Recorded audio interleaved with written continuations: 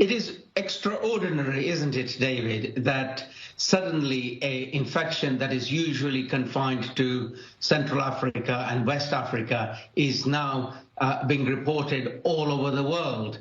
It is truly extraordinary.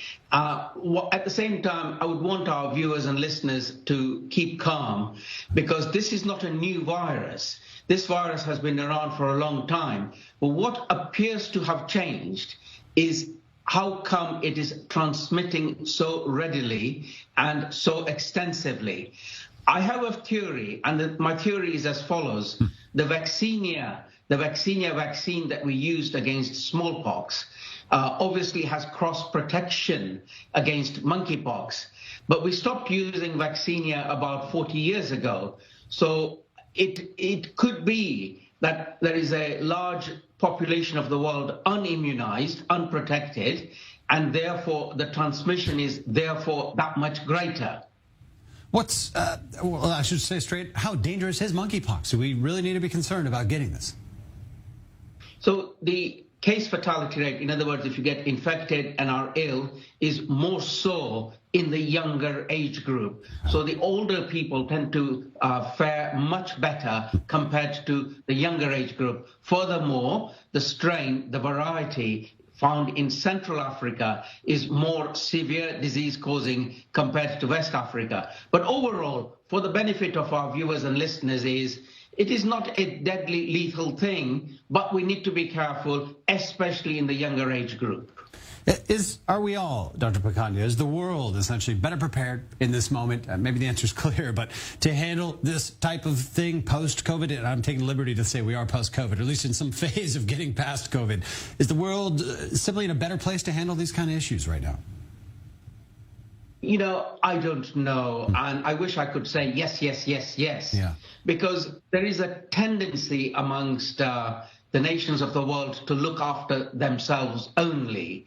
And unless and until we look after each other collectively, we will have these problems. So I would like to say yes, yes, but I have my hesitation in that the instinct of politicians is I'm only going to look after my population and not think about the bigger picture. What about conspiracy theories? Are we bound to be eating many of those around monkeypox right now? Some already say this is the Russians have released monkeypox on the world. Is there any ground? Some of the conspiracy. Are you concerned that a situation like this can be run away with by conspiracists? So far, the evidence that I know of doesn't seem to indicate that this is a bioterrorism event. The monkeypox that is found in Africa appears to have the similar genomic strain as is found in the cases. So I don't think that this is a bioterrorism event. Who knows? But I don't think so at this point in time. Another angle of this, again, this is an endemic African disease. You mentioned been around a long time.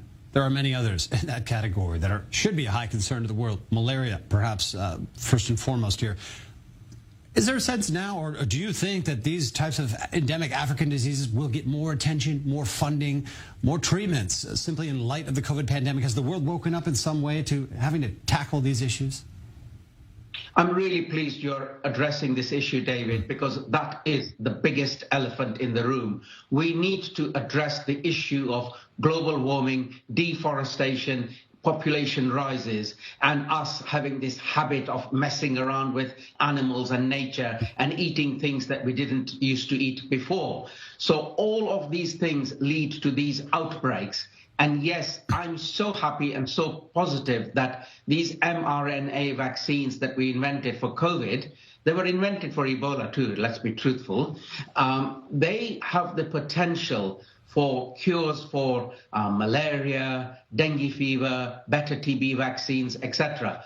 With respect to monkeypox, we already have a pretty good vaccine, the vaccinia vaccine. So things are in the better place than compared to, say, 2 years ago. Well, all good news, and I think you've been a reassuring voice on this subject, at least on monkeypox here for our viewers, and I appreciate you for that. Now, before I let you go, while I have you, we have spoken about COVID so much in the last 2 years. What do you think the risks are right now for some type of major COVID resurgence around the world? We don't know, and it would be a good, honest answer to say, don't drop your guard, because variants can arise, and they can arise from the unimmunized population especially. So don't drop your guard. Continue with your vaccinations and boosters. We've got enough vaccines for boosters and for primary courses. Don't drop your guard. Well, that's on monkeypox and anything else that comes up. Dr. Abdurrahman Kanya, always an honor to have you on the show. I'm certainly enlightening for me and for our viewers as well. Thanks for coming to us from the UK as well. Thank you.